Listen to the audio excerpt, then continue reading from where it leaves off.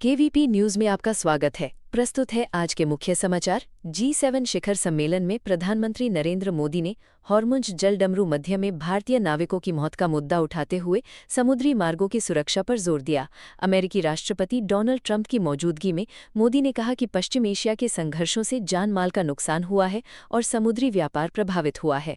उन्होंने कहा कि कई भारतीय नागरिकों ने भी अपनी जान गंवाई है, इसलिए वैश्विक समुद्री व्यापार को जोड़ने वाले नाविकों की सुरक्षा सुनिश्चित करना सभी देशों की साझा जिम्मेदारी है। मोदी ने सुरक्षित समुद्री मार्ग और अंतर्राष्ट्रीय सहयोग की आवश्यकता पर बल दिया।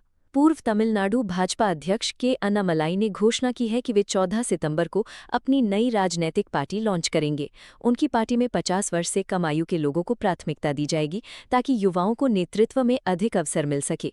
फिलहाल वे वी द लीडर्स नामक जन आंदोलन चला रहे हैं, जिसे आगे चलकर राजनैतिक दल का रूप दिया जाएगा।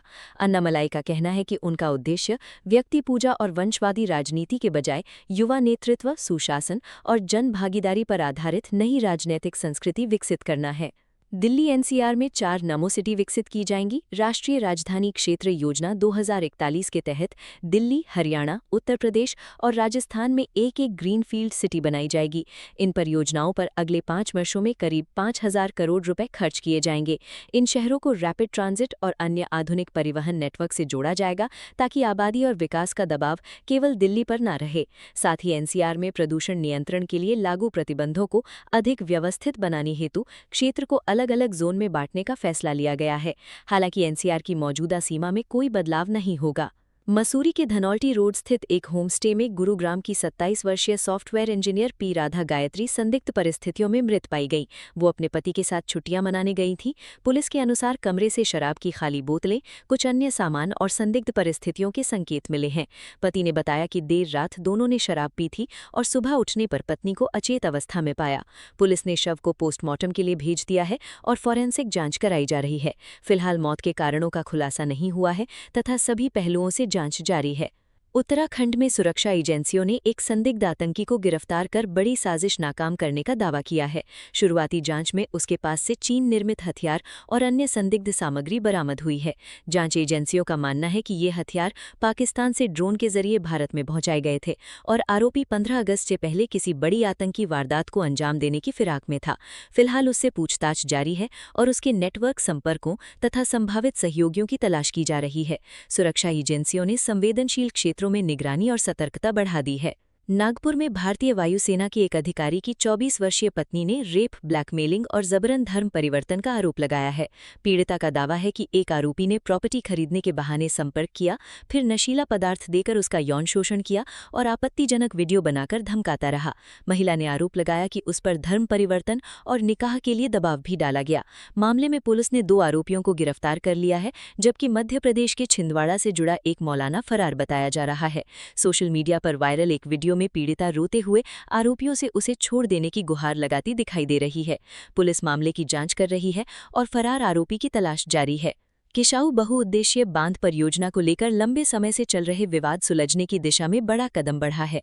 केंद्रीय गृह मंत्री अमित शाह की अध्यक्षता में हुई बैठक में सहमति बनी कि बिजली उत्पादन से जुड़े अतिरिक्त खर्च का भार हरियाणा, दिल्ली और राजस्थान जैसे लाभार्थी राज्य उठाएंगे।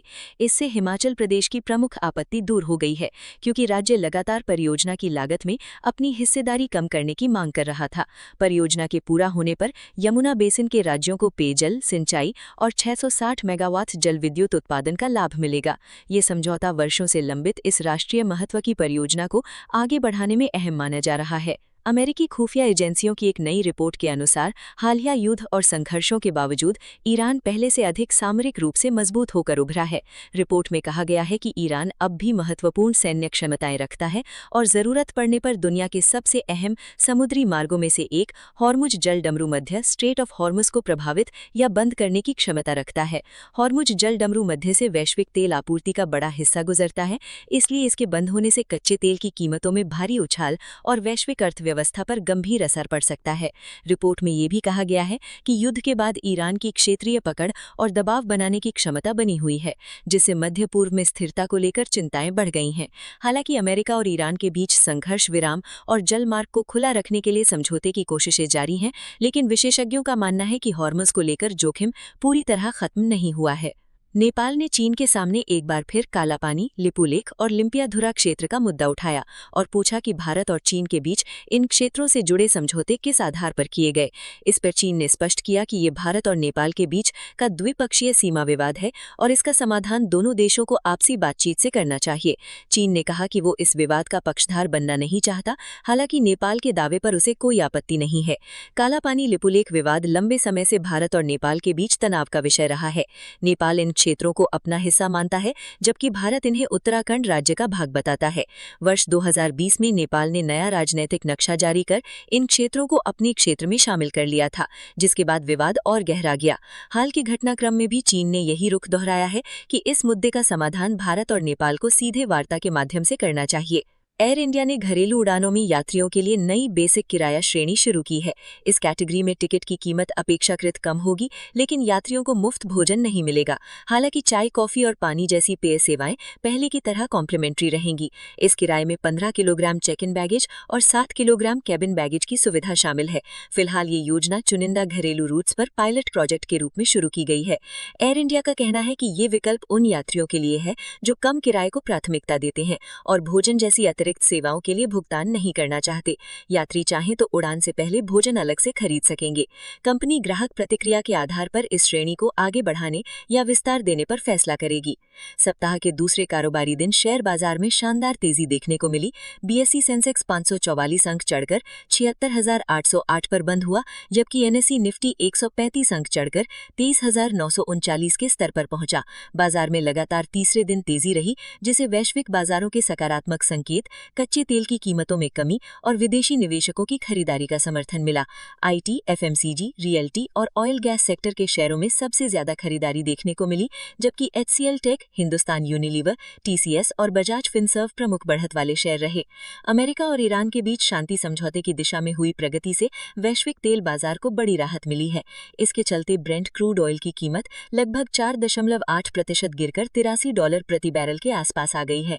निवेशकों को उम्मीद है कि हॉर्मुज़ जलडमरू मध्य के जरिए तेल आपूर्ति सामान्य होने से सप्लाई बाधाएं कम होंगी और ऊर्जा बाजार में स्थिरता लौटेगी। तेल कीमतों में गिरावट का सकारात्मक असर दुनिया भर के शेयर बाजारों पर दिखा, जहां अमेरिका, यूरोप और एशिया के प्रमुख सूचकांकों में तेजी दर्ज की गई।